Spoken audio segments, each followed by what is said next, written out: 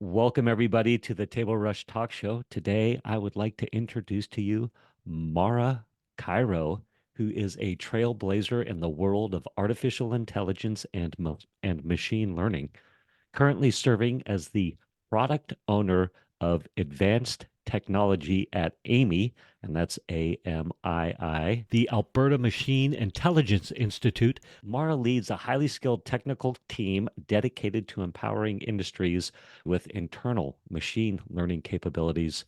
Your passion lies in utilizing AI for the greater good. Well, first off, you obviously are wicked smart, but we'll get to that in a minute.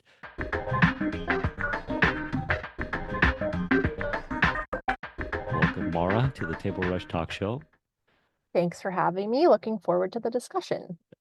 Awesome. Anybody who wants to follow along, and I'm all discombobulated this morning. I don't No know why. worries. I was super prepared, and then all of a sudden I wasn't, and everything that I was looking for is now disappearing. Here we go. Amii, anybody who wants to follow along, amii.ca, amii.ca, and your headline is Artificial Intelligence for Good and for All, which I love because there is so much fear around artificial intelligence right now and machine learning. So, do you want to just dive right into that, or Sure, yeah. Maybe I can just quickly talk about what Amii does, who we are, what we're trying to do, even what it stands for. Amii is an acronym. It's the Alberta Machine Intelligence Institute, and it's been around in some capacity for over 20 years.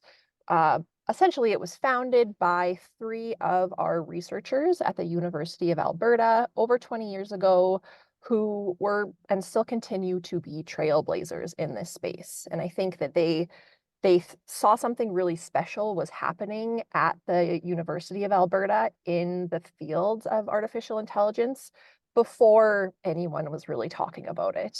So it's been around in some shape or form for decades, and it's definitely evolved over time. About just a little over 5 years ago, Amii, as it is today, was formed through the Pan-Canadian AI strategy. So Canada was actually the first country to establish a national AI strategy, and part of that was setting up three centers of excellence: Amii in Alberta, we have Mila in Montreal, and then Vector in Toronto.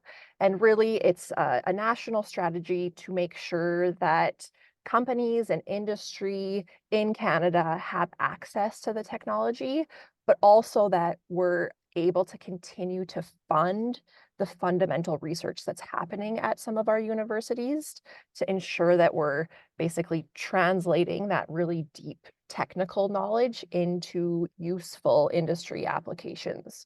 And that's really where I come in. Amii does have a number of products and services that are really designed to meet companies where they're at. So we often refer to the AI adoption spectrum, and we work to move companies along the spectrum. And our services are designed kind of for any point along that spectrum to help companies move to the next phase. The advanced technology team is sort of at the end of the spectrum where we're working with companies who are more mature in their AI adoption and really ready to get some hands-on support to start building out predictive models. There's a lot of work that has to happen before that. And so my peers and my colleagues kind of lead other teams who are focused on the initial steps, the building blocks. And then my team comes in when we have a really well-defined use case. We know that machine learning is an appropriate solution to the use case, and we feel like there's sufficient data and information for us to actually build something of value. um, wow, wow, uh, this is amazing. I'm just gonna say I think about AI for the common man, and we have some topics to talk about. Mhm. But I think what is so fascinating, at least for me and where I am in the whole AI space and generative this and that and Yeah. machine learning. And I like to think I'm fairly smart and on top of what's going on. And I think for so much of us and so many people, the common man or the common woman or the common person in, let's just say, Western society, AI was really thrown in our face with the emergence of Chat GPT, right? Absolutely. Yep. Yep. And then perhaps I've got two boys. So one of them, you know, pre-Chat GPT, I think it was Cactus AI or something like that. All of a sudden he's getting help writing his papers. And I'm like, Mm, that's pretty cool. Waylon is his name, right? yeah. And was in actually in support of it. But then we get someone like you, Mara, on the line here who um, shines a big spotlight on the fact that AI, machine learning, there's been a lot going on in it for quite a while. I'm just commenting on my awareness of it, and I guess maybe trying to create a frame for us to plow forward because I'm fascinated. My brain is whirling, right? Yeah, There's no, you bring up a really good point. I think obviously the last year has been like a whirlwind.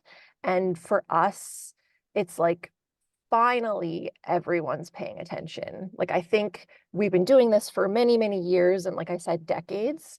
And I think it took generative AI's developments over the last year or so for everyone to pay attention and see like really practical examples and use cases. And it's just made it accessible to everyone. Whereas before, I think there was, some barriers and folks didn't really see maybe how it could help them. But I Mhm. think now everyone is able to see that. And generative AI is fascinating and obviously really valuable in many different use cases. But there's so much more there too. And most of the applications that we're working on aren't necessarily in the generative space, although we definitely kind of have projects around that. But there's lots of other fields of machine learning that are really, really valuable and useful for industry and consumers and the population in general. And so probably the best part of my job is to get to see all of those examples and hear about all of the cool ways that industry is trying to adopt and apply the technology. And generative AI is one example, but there's certainly lots more. And um, I think a piece of like the education that we provide is around what problems are AI and ML problems. And it's not just generative AI. Generative Mm, AI isn't kind of the end all be all of the technology. I like that. Oh, you said at the very end, what problems are, you said AI and ML or something? What was that you said? What problems are well suited for a solution that is a machine learning solution? Cool. So part of again, the AI adoption spectrum and the early stage programming that we do is helping industry identify those use cases. So we have basically a big brainstorming session where we talk about all of the problems that a business is facing. And then we talk about maybe the data that they're collecting.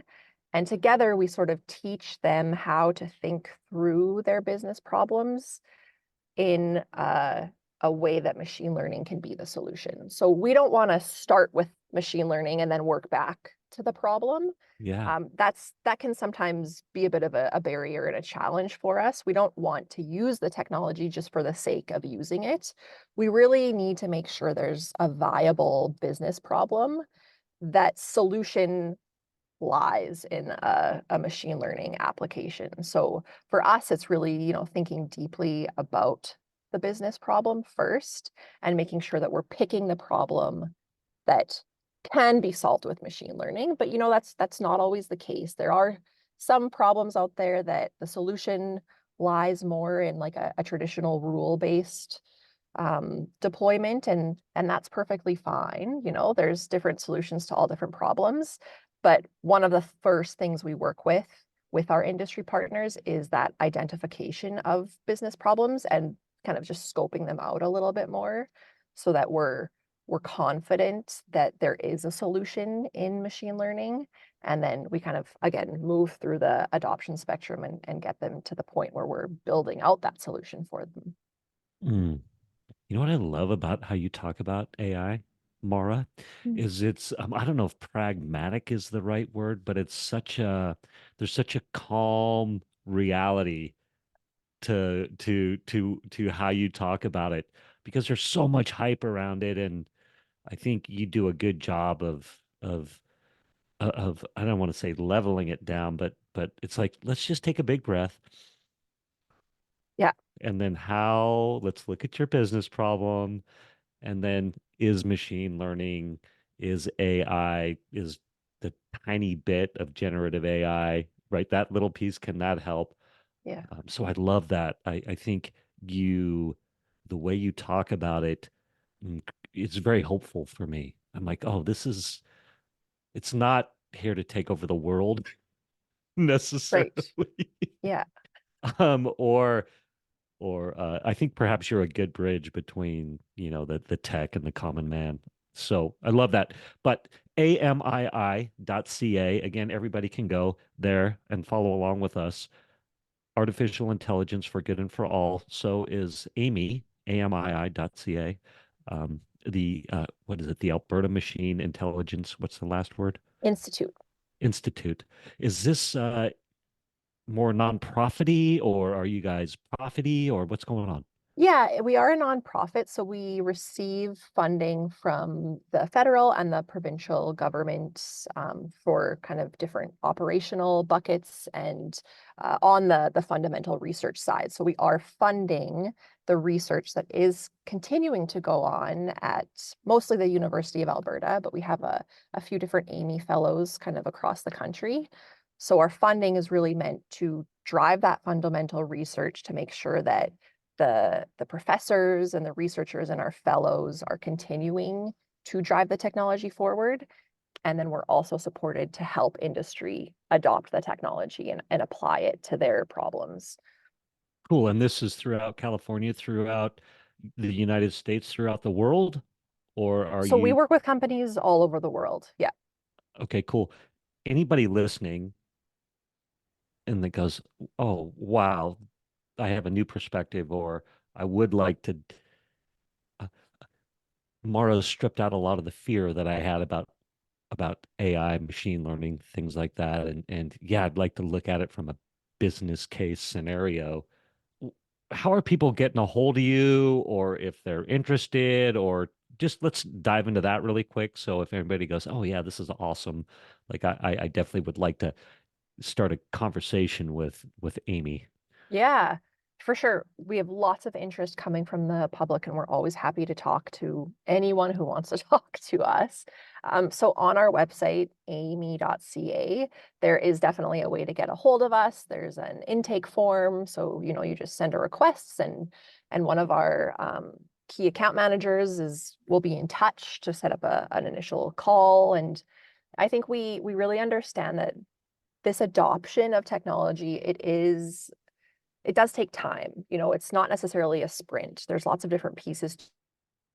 We are really happy to talk with anyone and everyone, even if you're not ready to invest in it today or to start working with us today.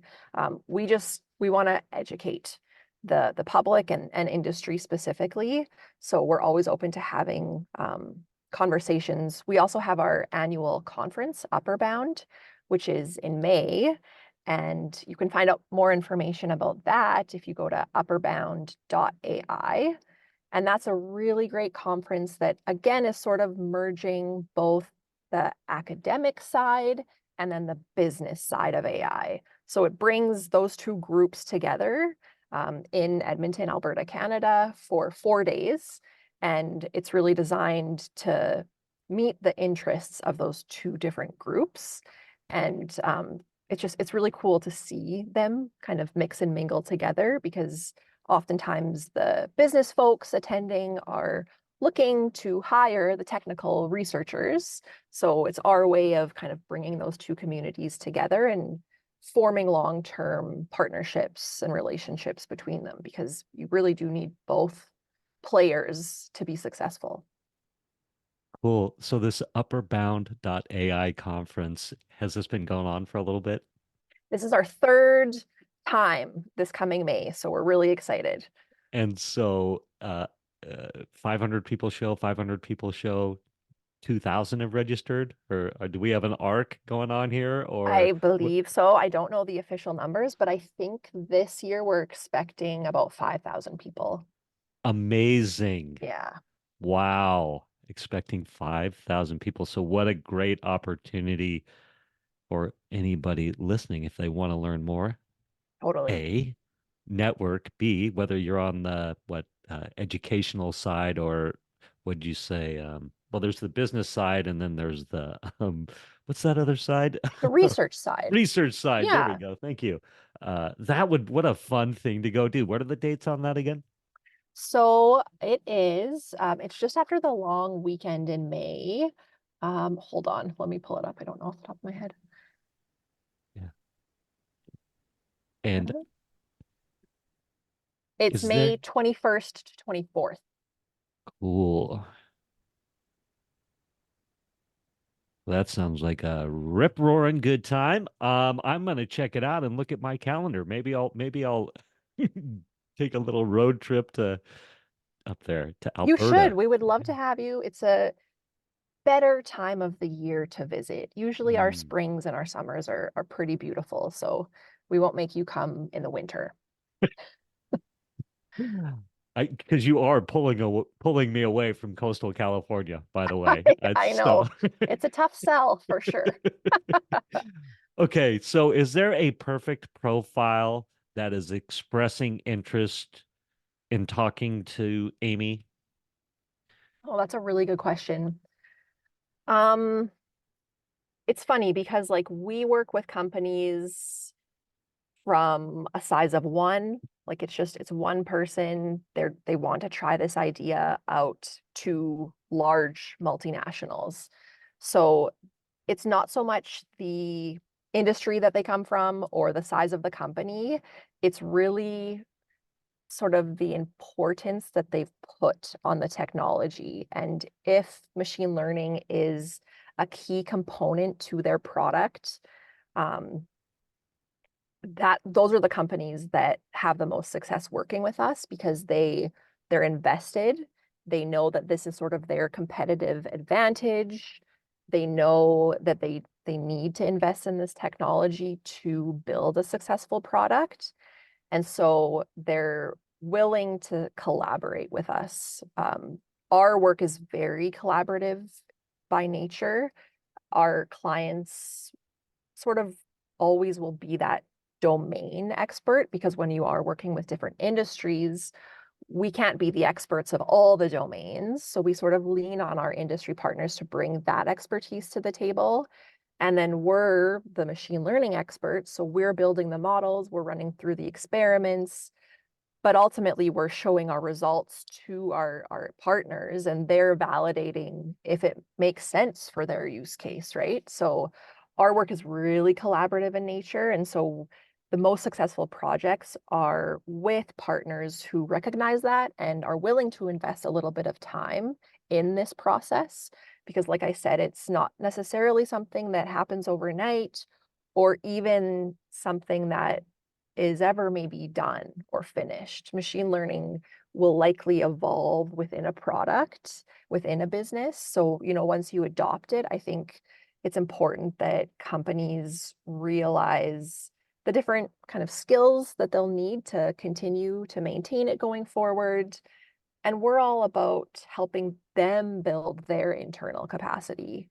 So, one of the byproducts of my work with industry partners is um, after our projects are done, we're actually encouraging our clients to hire some of the resources that we've put on the project in Mhm. a longer term capacity. So we run our internships and residencies program through the advanced tech team. And that's where we're placing talent, usually early career professionals at the master's or PhD level in computing science. We're putting them on these industry projects where Amii is really supporting, supervising, and mentoring them. But then at the end of the project with our industry partners, we've made this awesome connection with our clients and the talent that's done the actual work. And so more often than not, the client ends up hiring that talent. And that basically our work is done. Like that's a success to us because they can then continue to develop the technology internally because they've grown that capability within their organization. So that's, sort of a gold star example of how we're working with industry and what we really hope to see out of it. This is pretty cool. So the Alberta Machine Intelligence Institute, Amy, I'm gonna say would you say you all are, I mean, obviously dealing with cutting edge technology, cutting edge ideas, but the way you've structured, uh, how do I want to say this? It sounds like your structure is very powerful and perhaps maybe cutting edge in the marketplace right now, and that it's really providing. Yeah, answer that. Yeah. Would you say Yeah, that? it's unique for sure. We don't think of ourselves as maybe traditional dev shop where we're just, building a model for an industry client, handing it over to them, and then walking away. There are companies that do that, and there's certainly a market for that. But again, we're all about helping companies with their internal knowledge and capacity. So what we haven't really talked about too much is all of the work that we put into training. So this is mostly designed for the earlier stage companies who are just looking to learn more about the technology, demystify it, kind of remove the fear. But that education piece is really, really important. And again, it's so that even after the engagement with Amii, the company is much better informed on the technology and can lead their own AI initiatives. Mm, it's that's really cool. It sounds very collaborative and very here, like giving to the world versus collaborating with somebody and then trying to own that piece of the collaboration. I don't know if that makes sense or if I'm saying that right, but it sounds like you have a much more holistic what my, my brain is just not coming up with the words this morning. No worries. I would just say giving, Yeah, giving. You all are here to serve. That's the impression I get. I could be wrong. Um, you said, I said, hey, is there a perfect profile that's expressing interest? And you answered that greatly. And one of the things you said is it's not necessarily the size of the company, but it's what's the importance that the company places on AI, on machine learning, on these things. Do you have examples of, yeah, go ahead. definitely. Yeah. And again, these are examples from all different industries, shapes and sizes and whatnot. It's hard to pick a favorite because it's just anytime we see results, that to us is such a win and it's so validating. So a couple that come to mind, we're working with the National Research Council of Canada on better predicting protein abundance in plants. So to feed our growing population, we need to ensure that we're nurturing ourselves with protein-rich produce. And so we have this really cool, fairly researchy type project with another research organization in Canada that's all about taking DNA of different plants and then predicting how much protein that DNA will generate. So that's very much kind of still in research, but it's really cool to see that application. And it's such a again, it's such a real world impact that we can have with the technology once it is kind of, fully developed and finished.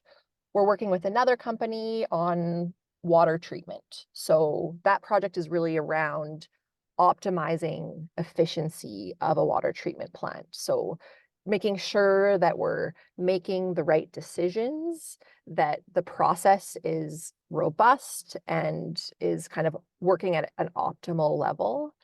And in that case, we're working with a local water treatment plant, but there's certainly applications to maybe deploying this type of technology in more remote areas. So there's Hmm. several communities that don't necessarily have access to clean drinking water.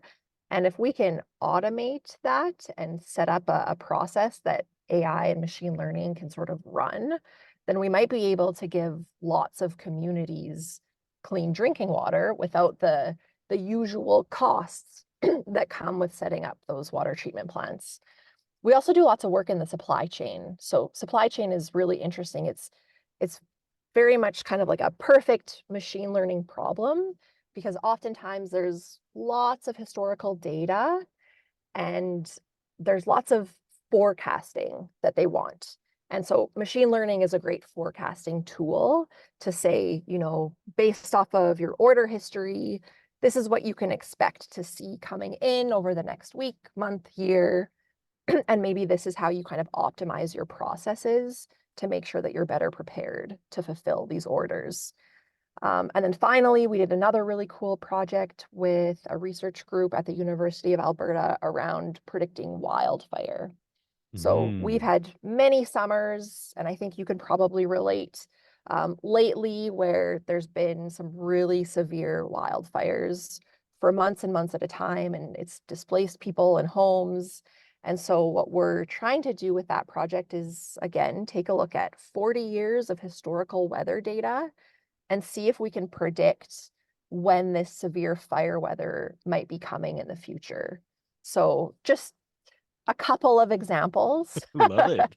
Yeah, but and all very different, and unique, but I think it's so clear to see the impact that all of those types of projects have on you and I. Yeah, that's amazing. This is so fun because so many of the conversations I have about AI these days are marketing based. Mm, So how to drive, drive traffic or this or yeah. that, or um, so this is super fun or end of the world conversations. Uh-huh. This is super fun to have it just again like a nice calm breath. Um, I so think, and you I go ahead. definitely have the benefit of seeing all of these really great examples that don't necessarily make the news, right? Because they're not scary and they're Mm, not, newsworthy, but they actually really are. Like there's so much cool stuff happening, and that's probably why I might appear a little bit more grounded in this is because I see the kind of day-to-day applications yeah. and it's really actually comforting for me to see all of these great applications. Mm, it's good.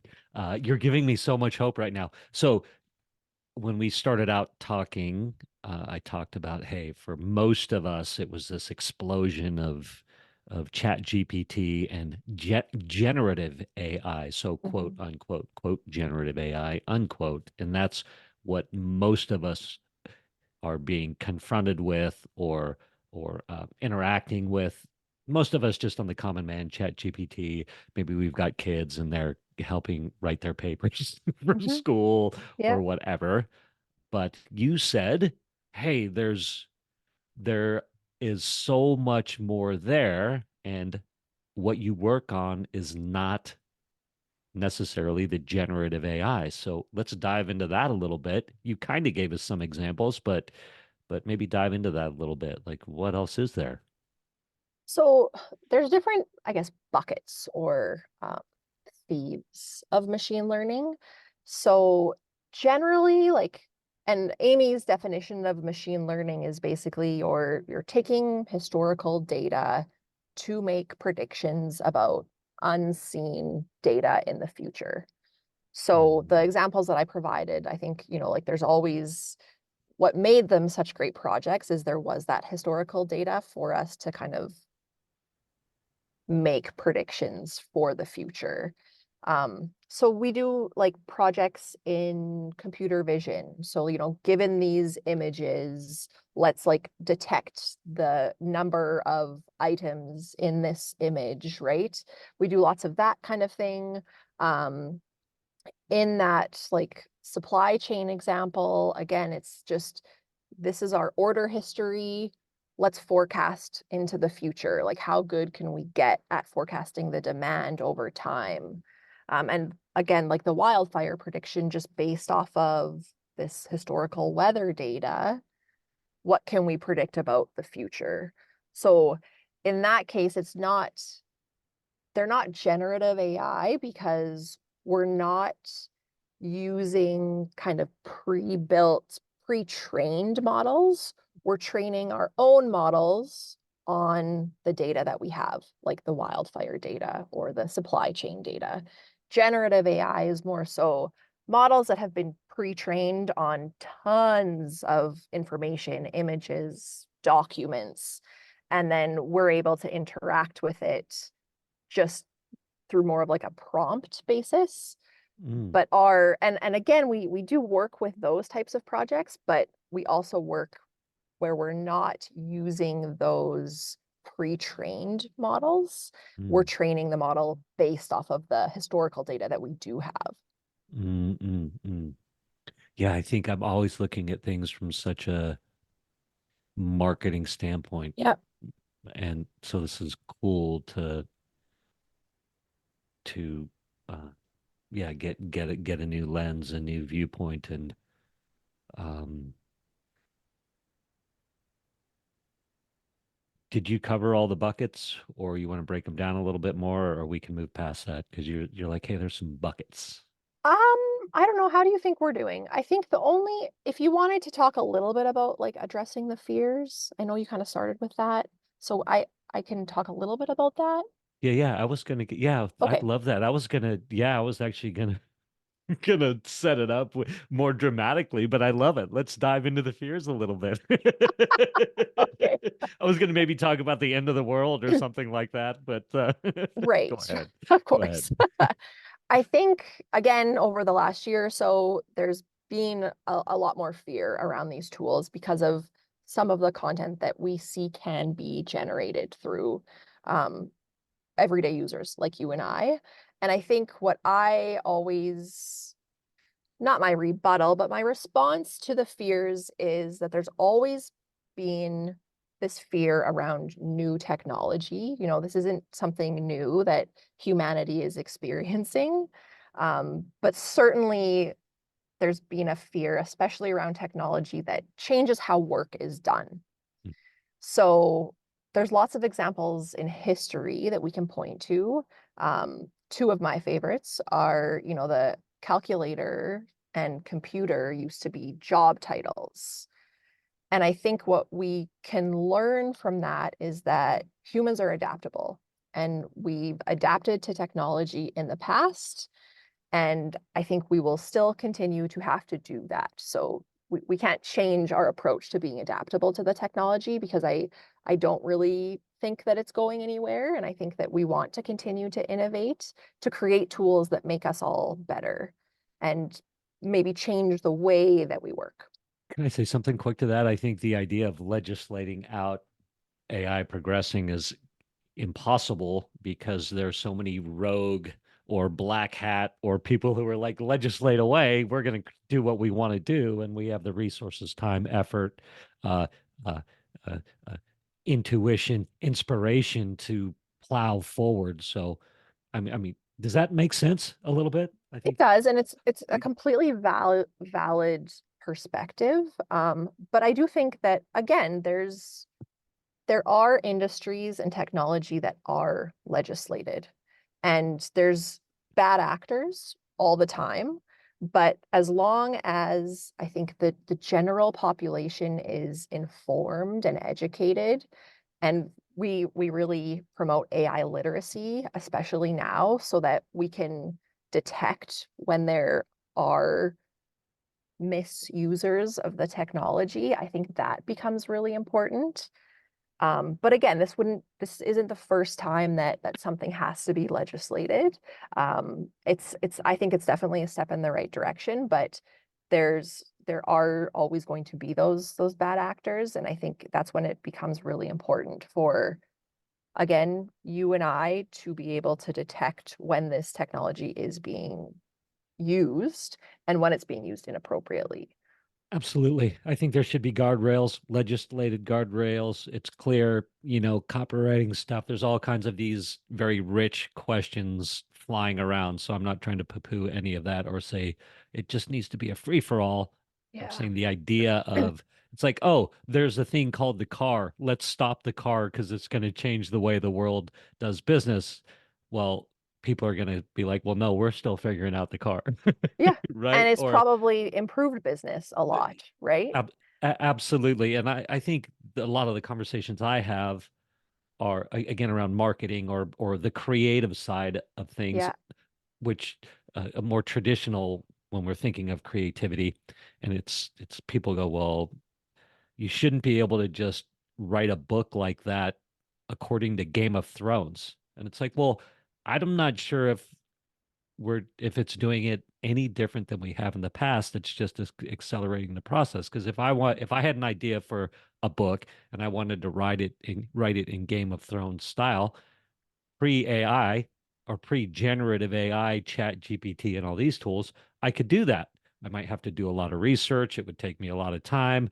I would talk to people and get a broad perspective and do all this stuff. Mhm. Now I can just accelerate or compress or compact that process with generative AI. I can say, "Hey, here's my idea." Boom, boom, boom, boom, boom. And me personally, I take that as expanding creativity Totally. versus, yeah. It's Does a that? tool. It's a tool for your creativity now. And I think um, then the skill isn't the skill that you have to be good at changes. I think from being able to, sit for however many hours that might take you to prompting a generative AI tool to actually get what you want out of it. Because I don't know if you have a ton of experience interacting with these tools, but oftentimes it takes a little bit of back and forth before you get to something that actually makes sense, or is like meaningful. And so I think that skill of prompting these tools will become more and more important, and it's going to be the people who know how to use the tools, know where to use them and know how to interact with them, that it really will kind of level up the work that they're doing. Yeah. Love that. Great way to say it. And so I think we should embrace that. And I understand I didn't write Game of Thrones, so I'm not trying to be protective of that whatever we call it, intellectual property. Yeah. So it's easy for me to say, but or I didn't write some famous song that I'm now gonna recreate. Anyway, we Yeah. don't need to continue on that. But I think, the fears are, again, more from me. I'm going to assume I'm more of the common man. Fears are literally, I'm going to lose my job Mm, or it's going to take over. Like AI or generative AI or this machine learning is going to take over. And again, I think you've brought it down a few levels very pragmatically to here's cool ways it's being used, and we haven't talked about a path to destruction yet. So I love that. Um, but I guess I'm just a question came to me. I'm 55 years old, right? And I went through divorce and mayhem and career upheaval and more failed relationships, and then was like, I'm retiring because of career burnout and mm, now re-emerging in the marketing world and podcasting and all this and having a ton of fun. yeah. So for maybe the 40 to 50 to 60-year-old person that's kind of freaked out, like I'm going to lose my job, where's the place for me? Or let's say maybe they're like, man, this AI, this generative AI, this machine learning, these things that you're talking about right now, Mara. And then we've also got, prompt engineers. And then I've heard some other great terms like about, the engineering or the thought processes that are required to help move this along. Yeah. Like, I think a fear is like for me, I'm like, well, I'm 55 years old. I love this, but is there a place for me to learn and grow and interact and maybe reemerge with a new career in it? Or does that question make sense? Or It maybe you could does, speak. yeah. And the Yeah. thing that I think I love most about this community is like the openness of it. You know, you don't necessarily need a traditional computing science background even to be a machine learning scientist. Lots of the folks at Amii come from different backgrounds, science, physics, engineering, and there's just so much information that's very accessible online or in libraries for technical and non-technical people to learn about the technology. So again, I think that literacy piece is really important, and just the embracing of the technology as opposed to refusing to address or acknowledge it. I think that the workforce that is comfortable using the tools and sees where they can plug these tools into their work to make them better employees and to make their processes more efficient, those folks I'm not worried about. I think that it's going to change the way we work potentially, but there's still always going to be a need for people like you and I. And I really think, again, it's a tool that's going to make us better at our job and make us think differently about what we can even do, what might have seemed impossible before. Like we're sort of able to now consider maybe we can actually do this with this Mm. technology. And so that's again my very optimistic view of the technology and I think where we're heading. Yeah, I love it. It's personally for me exploded my creativity, honestly, where people go, you're I don't know, stealing or copyright infringement or this or that. I'm like, you don't understand. If you start playing with prompts and playing with ideas and just interacting with it, like you can ask a question to the world, Yeah. like literally, it's amazing because you can get feedback and then you can tailor that feedback. I'm constantly saying, give me a darker tone, no darker tone, Mm, no darker tone, or lighten it up, or you can just get so creative. Again, we're talking generative AI and yeah, sort of that no, creative, fun side of things. for Not sure. that the other side isn't fun. Yeah, I mean, different. predicting wildfires, amazing. Like, Yeah, oh my gosh. for Um, sure. Very useful. so you said something very interesting, which struck me as well. You said, hey, we're obviously helping companies that see that there's a need for AI and for improving business processes, perhaps, and things like that. And so you said, yeah, we'll attack that problem with that company. We'll look at the business case or the business use, or how are we going to solve this problem? Can this problem be solved, or is it an AI machine learning? Does it fit in that bucket, right? I think is in effect what you said. Yep, And but then you said, hey, you apply resources to that. And then if the company has success with AI and it's a good use case and it's working, you hand those resources off. And when I'm hearing you say resources, I'm thinking of people.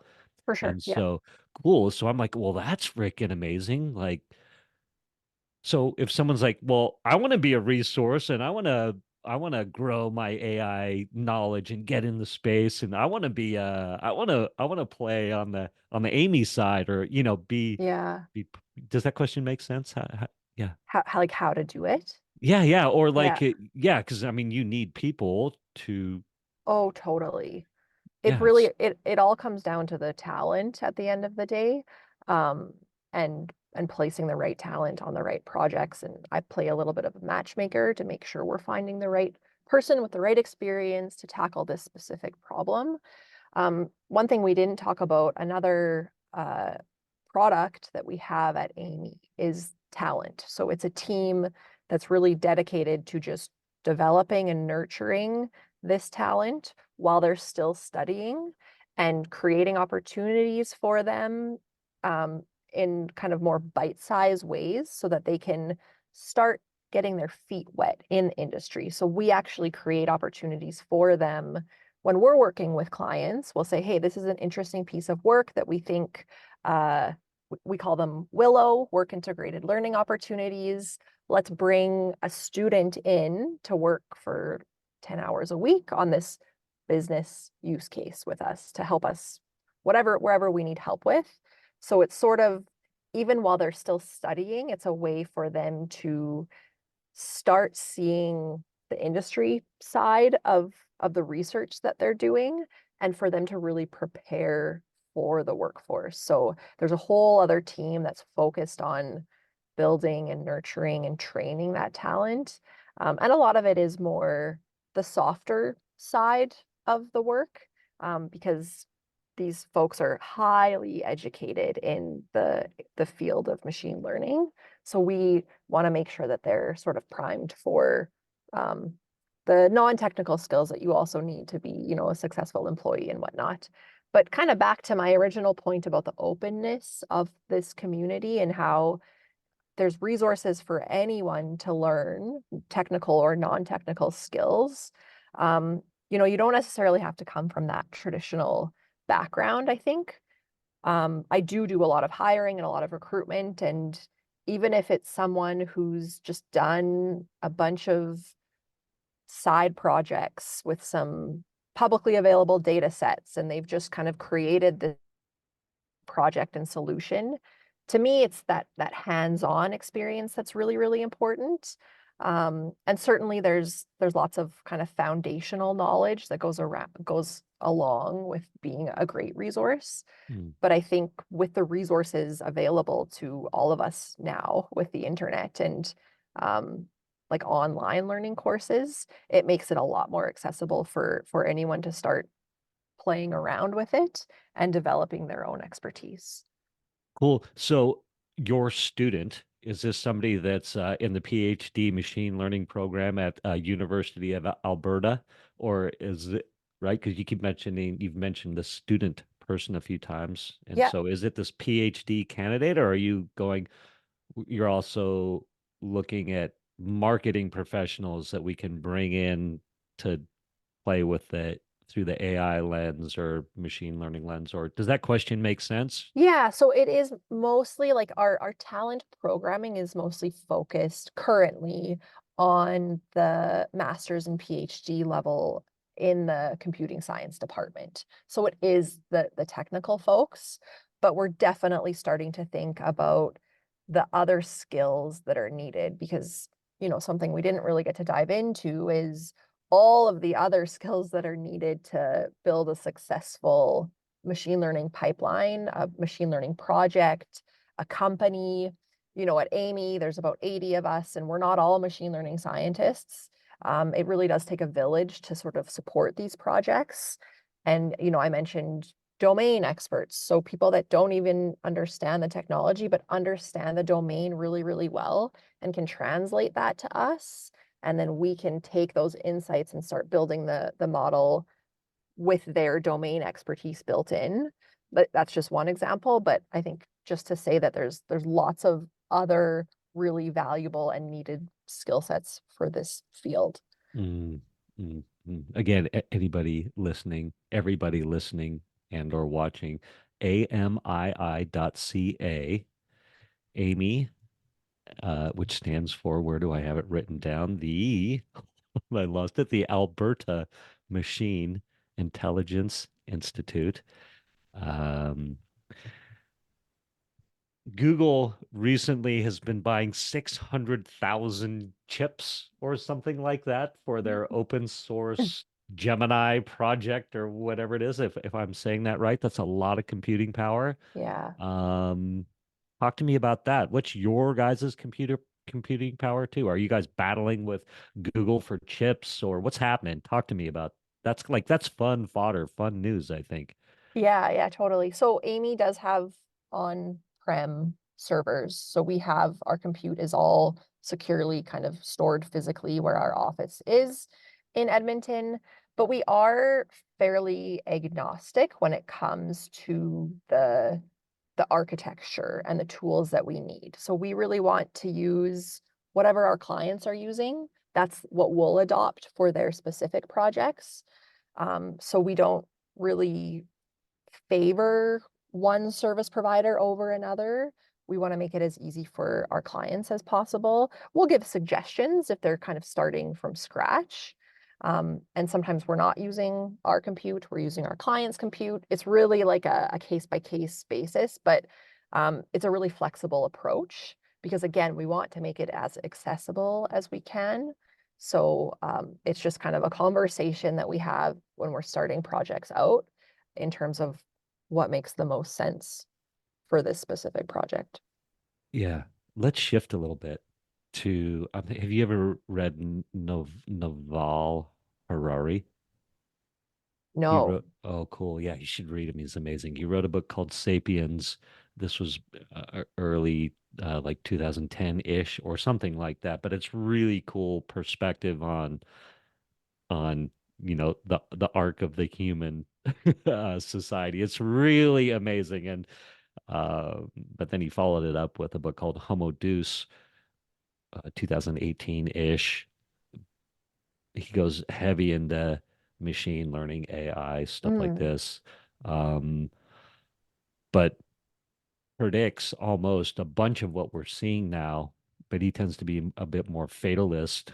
Um, so I kind of want you to take off the hi, I'm Mara from Amii, and here's what we do to help better okay. the Yeah. world.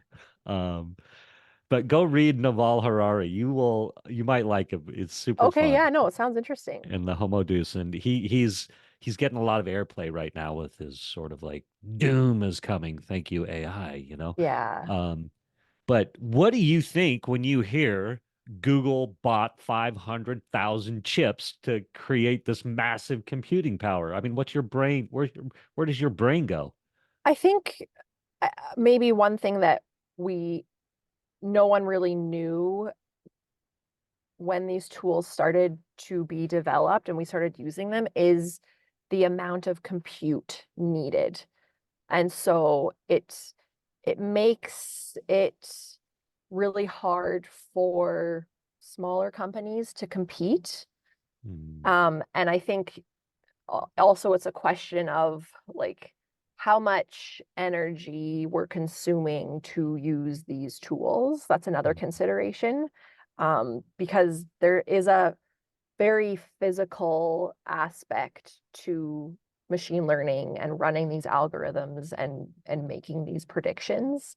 And so I think I like seeing that kind of stuff in the news because I think maybe without being informed on how much is actually required, like how much hardware is needed, you might just take it for granted that it's nothing and that it's efficient and cost effective. And I think it's just again, it's another piece of information that I think is really important for people to consider when we're talking about these tools is that there is um, there are resources being consumed. Hmm. And in the case of these large language models and generative AI, it often is taking a lot of resources. So that would Hmm. be kind of my first initial um, thought on that. So 500,000 chips. I think the number was the dollar amount was like, $15 billion. I could be off 5 or 10 billion dollars, but the Yeah, amount of chips purchased, and then you've got to, you know, create the what do we call them, the data field, or not the data field, you got to house these, you got to build the data farm for this, right, yeah, the data center. So I mean 500,000 chips, that's mind-boggling. That's We see these big Amazon distribution centers. We're talking about Amazon sized distribution center server farms in yeah, effect. Yeah. yeah, totally.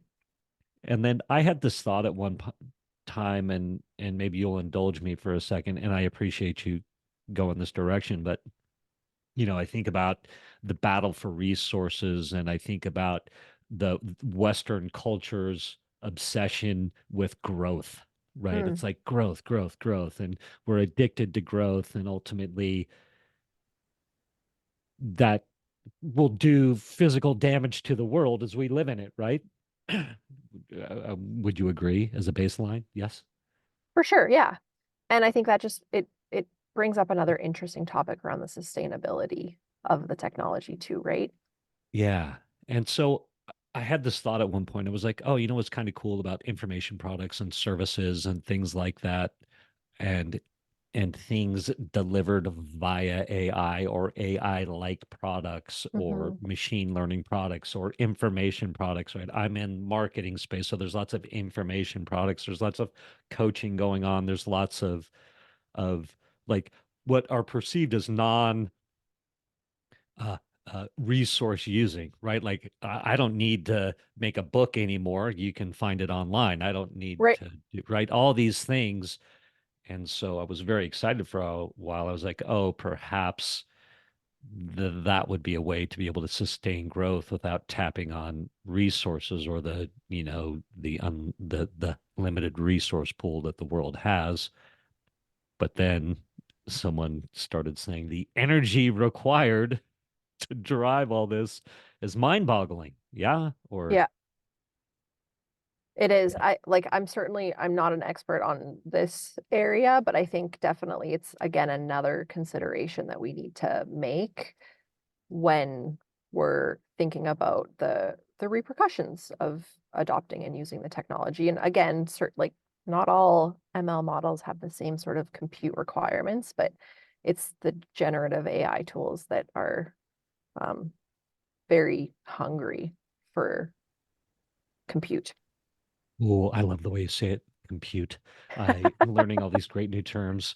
So I have two questions for you, and then I'll have a final third one, and then we can wrap it up and get back to the day. Um, what is the thing that wakes you up in the middle of the night and you're like, oh no, when you're thinking about AI and where all this is going, sort of the nightmare that that moment. What is that thing for you? I think we've kind of already talked about it. I think for me, it's that people are so afraid of it that they don't embrace it and that they buy into all of the fear without really educating themselves. Um, my dad, for example, sends me news articles like very frequently that are just so like doom and gloom and scary. Like they're Mm, scary, right? And then I start reading them and you start kind of picking it apart and like that's a huge assumption. That isn't grounded in any real world data. Like these are all massive hyperboles. So my fear is that, that continues without um, people educating themselves and kind of knowing what's what's right and what's factual and what is just sort of being created to scare us all. mm. I love that. I love your grounded perspective. It's so hopeful. It's amazing. It really is. Um, what's the thing that just your like heart gets like, oh my gosh, like AI, you know what I mean? Or just like it's just the sort of the inverse of what you just said. It's when we um and like I get to see it. Obviously, it's the real world applications that we see we can build something that beat whatever baseline industry was using before. And I have the privilege of seeing that when we're working with our industry partners. So it's when the team is presenting results to our client for the first time that sort of show them the power. Obviously, the clients that we work with are hopeful that we can provide them something that's valuable and that's better than what they're currently doing.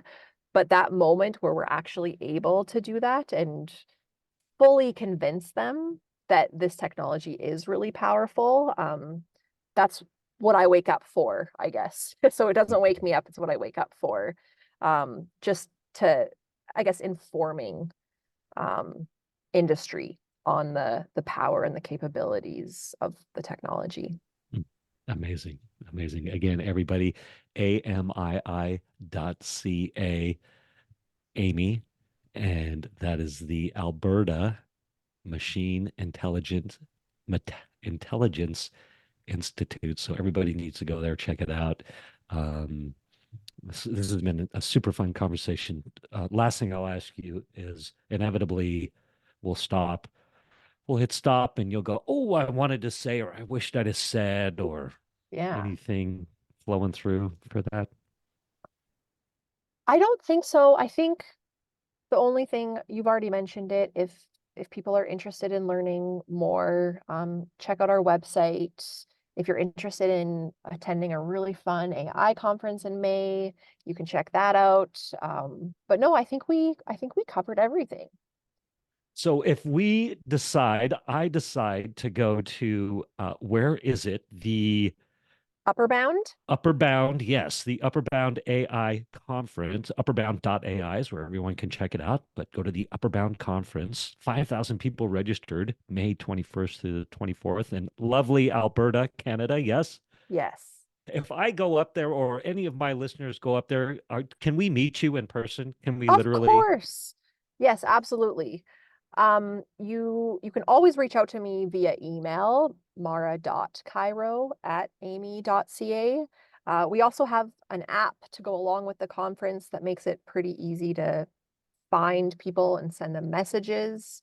But yes, I would be very pleased to meet you or any of your listeners if you do make it up here. Amazing. Mara, this has been a ton of fun. Um, thank you so much for jumping on and sharing just your what I think is a beautiful vision of hope. Honestly, maybe that wasn't what you were trying to do, but I got it. I feel it. So thank you, and then we'll say goodbye offline. Okay. Cool. Thanks for having me. Thank you for listening to this episode of the Table Rush Talk Show. For resources to help you sell your stuff, go to belove.media/resources. That's belove.media/resources. And be sure to subscribe, comment, 5-star, and share. Thank you again for listening.